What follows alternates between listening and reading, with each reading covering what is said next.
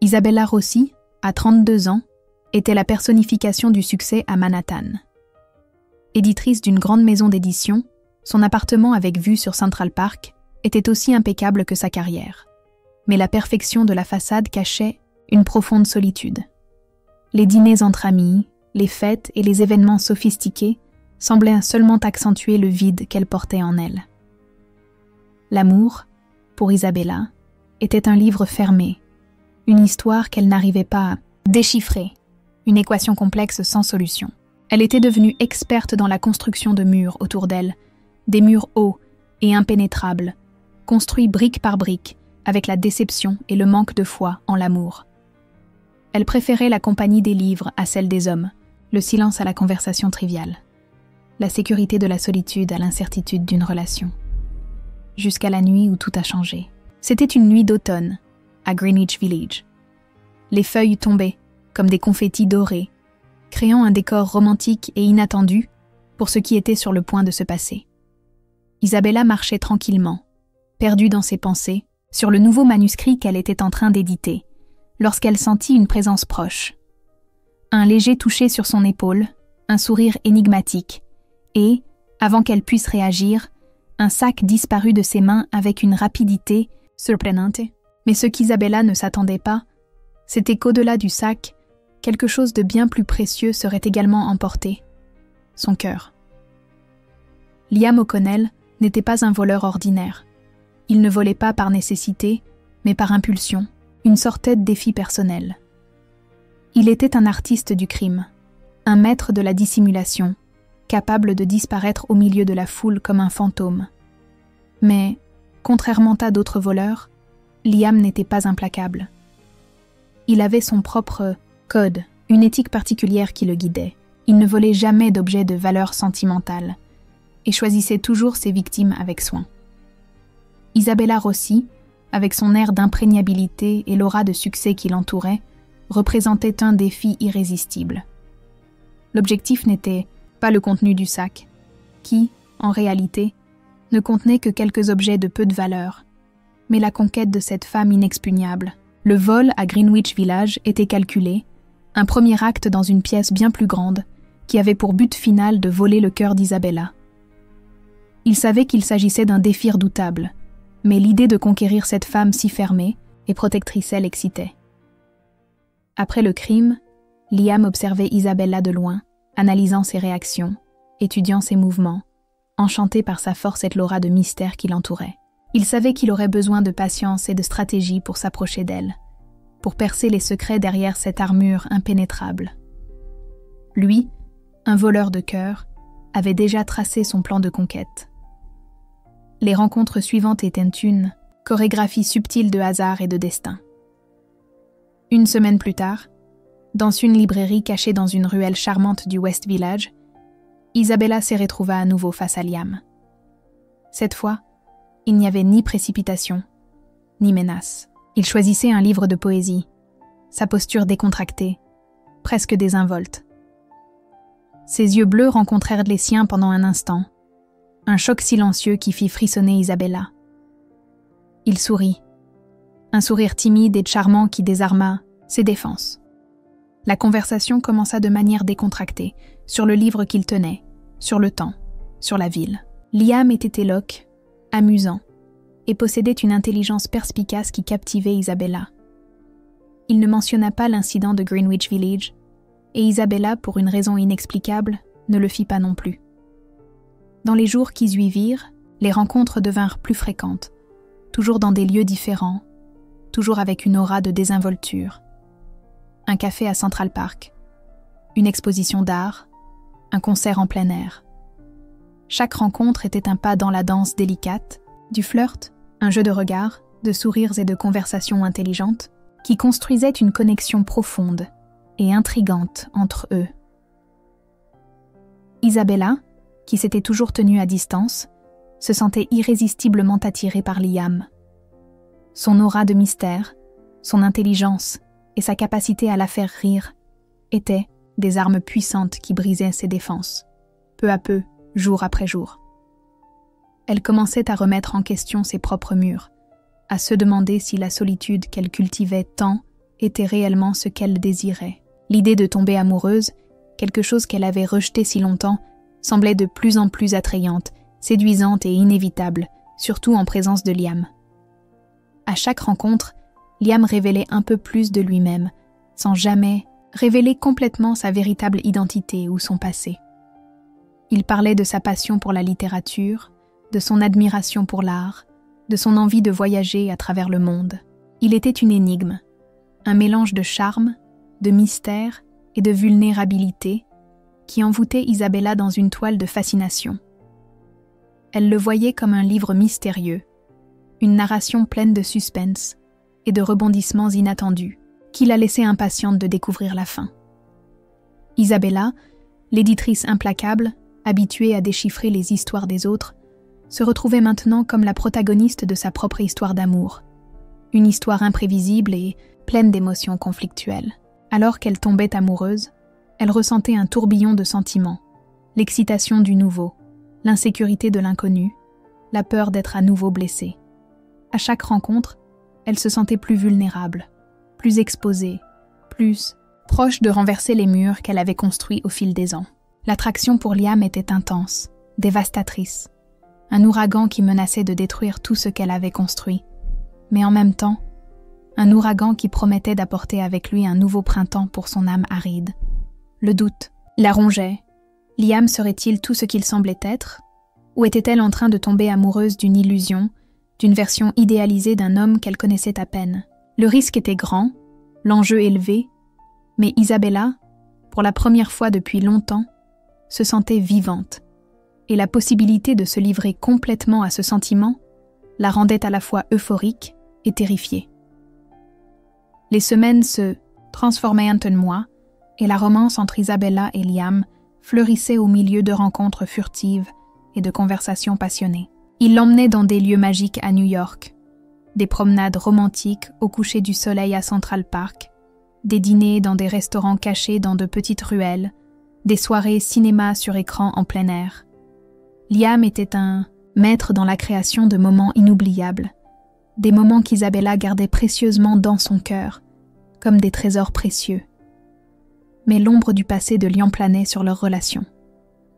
Il était évasif sur son passé, répondant aux questions d'Isabella par des réponses énigmatiques ou changeant habilement de sujet. À chaque mensonge par omission, le doute rongeait Isabella, alimentant sa peur d'être blessée. Elle l'aimait, cela ne faisait aucun doute, mais l'incertitude concernant sa véritable identité et la nature de son passé la maintenait en alerte. La tension était palpable, planant comme une brume entre eux, une brume qui obscurcissait tantôt illuminait la beauté de l'amour qui était en train de fleurir. Isabella luttait intérieurement. Le désir de connaître la vérité se heurtait à la peur de perdre l'homme qui avait enfin conquis son cœur. La question martelait dans son esprit. Comment aimer quelqu'un d'aussi mystérieux, quelqu'un qui cachait tant de lui-même? La réponse, cependant, semblait être au-delà des mots, dans les gestes affectueux, les regards complices, la complicité silencieuse qui grandissait chaque jour entre eux. Par une froide nuit d'hiver, alors qu'ils marchaient main dans la main, dans les rues illuminées de Manhattan, Liam décida qu'il était temps de révéler la vérité. Ils étaient assis sur un banc, dans un parc, observant la neige tomber doucement sur la ville. Le silence entre eux était confortable, chargé d'une complicité qui transcendait les mots. Liam regarda Isabella, ses yeux bleus brillant d'un mélange d'amour et de peur. Il commença à raconter son histoire, une histoire remplie de regrets, d'erreurs et de secrets.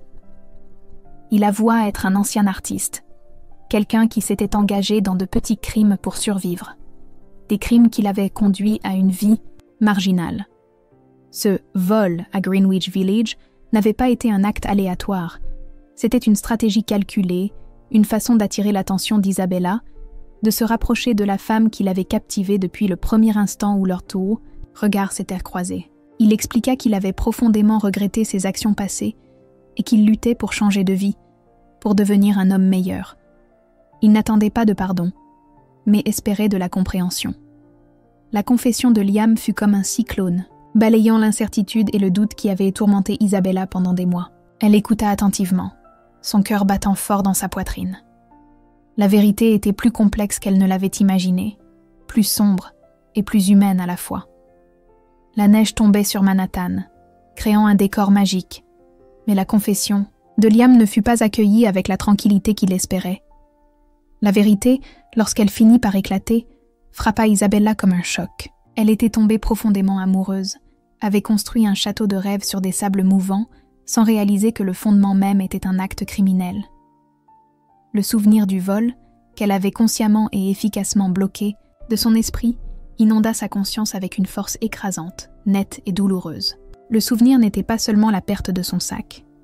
C'était la sensation de vulnérabilité, de violation, d'invasion de sa vie privée, de rupture de son sentiment de sécurité. Et tout cela avait été perpétré par l'homme qu'elle aimait. La sensation d'avoir été trompée, manipulée, l'envahit comme une vague de froid, contrastant brutalement avec la chaleur de l'amour qu'elle éprouvait pour lui. Un amour qui semblait désormais contaminé par la trahison. La colère et la déception la consumèrent un instant, un tourbillon d'émotions conflictuelles qui la laissèrent sans repère. Elle se sentit trahie, non seulement par l'acte en lui-même, mais par la manipulation subtile et calculée qui l'avait conduite à ce point. Liam, observant le tourbillon d'émotions qui l'envahissait, tenta de s'expliquer. Mais les mots semblaient insuffisants pour apaiser la profonde blessure qui l'avait ouverte. Une blessure qui allait au-delà du vol matériel et touchait à la confiance qui était en train de se construire. Ce moment, sous la neige qui tombait, fut un test de feu pour leur amour. Un point crucial où la confiance et le pardon seraient donc mis à l'épreuve. L'amour serait-il capable de surmonter la trahison, la manipulation, le mensonge qui avait servi de fondement à leur relation? La confession de Liam bouleversa profondément Isabella. Le souvenir réprimé du vol, désormais associé à l'homme qu'elle aimait, engendra un tourbillon de colère, de déception et d'insécurité. Malgré l'amour intense qu'elle ressentait, la trahison et la manipulation minaient sa confiance. Liam, comprenant le besoin d'Isabella d'espace, ne la pressa pas. Il savait qu'il avait profondément blessé sa confiance, et que la reconquête de cette confiance nécessiterait du temps, de la patience et des démonstrations sincères de regret. Il s'éloigna, permettant à Isabella de traiter ses émotions sans la pression de ses mots. Les jours suivants furent difficiles pour tous les deux. Isabella s'isola, plongeant dans ses pensées, essayant de déchiffrer ses sentiments contradictoires. À chaque souvenir, une nouvelle question se posait. Tout cela avait-il été une farce? L'amour qu'elle ressentait était-il réel ou une construction illusoire basée sur un mensonge? Pendant ce temps, Liam attendait patiemment, donnant à Isabella l'espace dont elle avait besoin, sans se laisser abattre par l'incertitude. Il savait qu'il devrait démontrer, par des actions et non seulement par des mots, que son amour était sincère et qu'il était prêt à se battre pour elle. Le temps, tel un fleuve constant, poursuivait son cours, emportant avec lui la poussière, de la confusion et laissant derrière lui la clarté des sentiments. Isabella, après 2 jours de réflexion intense, réalisa que la colère et la déception, bien que valables, ne définissaient pas la totalité de ses sentiments. L'amour pour Liam, malgré la trahison initiale, restait fort, inébranlable, un sentiment profond qui s'était enraciné dans son âme. Elle reconnut que Liam avait commis une grave erreur, mais elle perçut aussi la sincérité de son regret, la vulnérabilité de sa confession et sa lutte sincère pour changer. La manipulation initiale, bien que condamnable, n'annulait pas les mois d'affection, de complicité et d'amour qu'ils avaient partagés. C'était comme si leur histoire d'amour avait été écrite en 2 chapitres distincts. Un marqué par la trahison et la manipulation, et un autre qui ne faisait que commencer, marqué par le pardon, la confiance reconstruite et la promesse d'un avenir ensemble. Avec cette nouvelle perspective, Isabella chercha Liam. La rencontre ne fut pas facile. Les mots étaient encore insuffisants pour exprimer la complexité de ses émotions, mais le regard, le toucher, la proximité physique parlaient en plus que 1000 mots. Le pardon ne fut pas immédiat, ni facile. Ce fut un processus graduel, un chemin ardu qui exigea honnêteté, empathie et beaucoup de compréhension des 2 côtés. Mais, à chaque pas franchi, la confiance se reconstruisait, plus forte et plus solide qu'auparavant. Leur amour, éprouvé par le feu de la trahison, avait émergé renforcé, purifié, prêt à fleurir pleinement. La réconciliation d'Isabella et Liam n'effaça pas le passé, mais le transforma en un socle pour un avenir construit sur l'honnêteté et la confiance. Liam, conscient de ses défauts, s'engagea à démontrer son amour et son regret à travers des actions concrètes. Il chercha de l'aide professionnelle pour gérer ses impulsions et reconstruire sa vie, montrant à Isabella son engagement envers le changement. Il ne se cacha plus, au contraire, il embrassa la transparence, permettant à Isabella de participer à son parcours de transformation. Isabella, pour sa part, apprit à gérer sa propre vulnérabilité et à faire à nouveau confiance à l'amour, même après l'expérience douloureuse de la trahison. Elle commença à valoriser encore plus l'honnêteté et la communication ouverte dans la relation, construisant une base solide pour un avenir ensemble. Leur relation devint plus forte, plus profonde, plus authentique. Les cicatrices du passé demeurèrent, mais elles servirent de rappel de la fragilité de l'amour et de l'importance de se battre pour lui. Leur amour n'était plus seulement un conte de fées, c'était une histoire réelle, complexe, marquée par des hauts et des bas, mais indéniablement vraie et passionnée. Ils apprirent à affronter les défis ensemble, à surmonter les obstacles, à construire un avenir sur les piliers de la confiance et du respect mutuel. Le vol à Greenwich Village, point de départ de leur histoire, se transforma en un symbole ironique de leur parcours. Un crime qui, paradoxalement, avait donné naissance à un amour profond et durable. Après une période de conflit et de réflexion, Isabella pardonna à Liam, reconnaissant la sincérité de son regret et la force de l'amour qui les unissait. Ils reconstruisirent la confiance. Liam s'engagea à changer de vie et Isabella apprit à s'ouvrir davantage. Ils se marièrent lors d'une cérémonie intime, entourés de leurs proches, un jour ensoleillé de printemps, symbolisant le renouveau et un nouveau départ. Leur bonheur transparaissait dans chaque détail, dans chaque regard échangé, dans chaque geste d'affection. La vie ne fut pas un long fleuve tranquille, bien sûr. Il y eut des moments de tension, d'incertitude, des ajustements nécessaires pour que chacun puisse construire une vie ensemble, surmontant les différences et les souvenirs douloureux du passé. Mais la base solide de confiance et de compréhension, construite sur les cendres de la trahison initiale, leur permit d'affronter les défis avec maturité et amour. Isabella, qui autrefois restait impénétrable, apprit à s'ouvrir complètement à Liam, à partager ses vulnérabilités et ses peurs, sans crainte d'être jugé. Liam, quant à lui, devint un homme meilleur, plus honnête et transparent, libéré des impulsions qui l'avaient conduit à une vie marginale. Son talent artistique refleurit à nouveau, cette fois dirigé vers la création de beauté, plutôt que vers des actes qui l'auraient conduit sur des chemins sombres. Ils trouvèrent le bonheur non pas dans l'absence de problèmes, mais dans leur capacité à les surmonter ensemble, renforçant encore plus le lien qui les unissait. Leur histoire devint un exemple inspirant. Une preuve que même dans les moments les plus difficiles, l'amour, lorsqu'il est véritable et cultivé avec soin, peut fleurir et surmonter tous les obstacles.